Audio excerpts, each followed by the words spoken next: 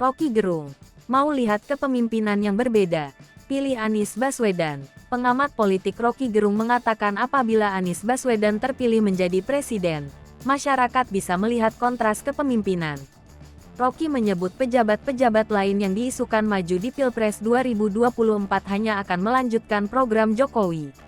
Pejabat-pejabat itu adalah Ganjar Pranowo dan Prabowo Subianto.